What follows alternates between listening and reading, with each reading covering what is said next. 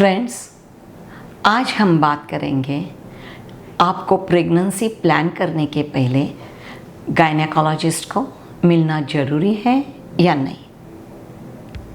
अगर मिलना ज़रूरी है तो क्यों।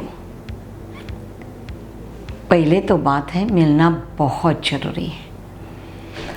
आपको बधाई है कि आप प्रेगनेंसी प्लान करने की सोच रहे हैं, लेकिन प्रेगनेंसी प्लान करने के पहले आपका वज़न सही है, आपका हीमोग्लोबिन सही है, आपके शुगर्स नॉर्मल है, आपके थायराइड्स नॉर्मल है, ये देखना बहुत ज़रूरी रहता है। अगर प्रेगनेंसी के 9 महीने एंड डिलीवरी आप कॉम्प्लिकेशन नहीं चाहते हो तो पहले अपनी बॉडी प्रिपेयर है क्या, मेरा वेट एक्सेस है या मेरा वेट बहुत कम है, मेरा हीमोग्लोबिन लो है, तो मुझे वो ऑप्टिमाइज़ करना बहुत ज़रूरी है। और इन सब से भी थायराइड नॉर्मल करना, डायबिटीज़ हो तो डायबिटीज़ नॉर्मल करना, ब्लड प्रेशर हो तो ब्लड प्रेशर नॉर्मल करना, ये सब तो ज़रूरी है। लेकिन इन सब से इम्पॉर्टेंट है आपको प्रेगनेंसी प्लान करने के पहले 3 महीने फोलिक एसिड लेना बहुत ज़रूरी है। लगता है ये simple component folic acid tablet रहती है 5 मिलीग्राम की इतू सी, बट वो बेबी के ब्रेन डेवलपमेंट को इम्प्रूव करती है। सिंपल फोलिक एसिड डेफिशिएंसी के वजह से बेबी के ब्रेन डेवलपमेंट में प्रॉब्लम आ सकते हैं, तो ये फोलिक एसिड 3 महीने पहले कंसेप्शन के लेना ज़रूरी है।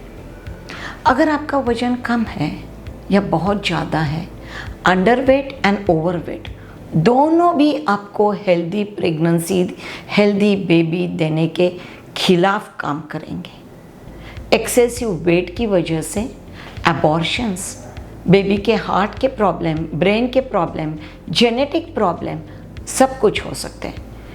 8-9th मंथ में डायबिटीज़, ब्लड प्रेशर हो सकते हैं। तो आपका वज़न 70 kg है और आपके हाइट की वजह से आइडियली 55 चाहिए, तो एटलीस्ट 60 kg तक लेने की कोशिश करो। 3 महीने जो मैं बोल रही हूँ फोलिक एसिड लेना है, वो 3 महीने में आपका डाइट, एक्सरसाइज, लाइफस्टाइल मॉडिफिकेशन करके वज़न घटा के फिर प्रेगनेंसी प्लान करो। अगर आपका हीमोग्लोबिन बहुत लो है, बेबी भी वैसे ही वीक रहेगी, बेबी की डेवलपमेंट स्लो रहेगी, बेबी की इम्यून सिस्टम अच्छी नहीं काम करेगी। और सबसे ज़्यादा आपको मालूम होना चाहिए, प्रेगनेंसी या डिलीवरी में 4 मेन कारण हैं जिनकी वजह से डेथ हो सकती है।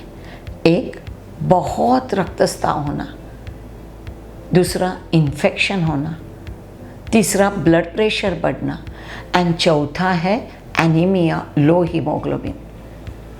प्रेगनेंसी में ऑटोमेटिकली बॉडी का फ्लूइड बढ़ता है तो आपका हीमोग्लोबिन नॉर्मली भी कम हो जाता है।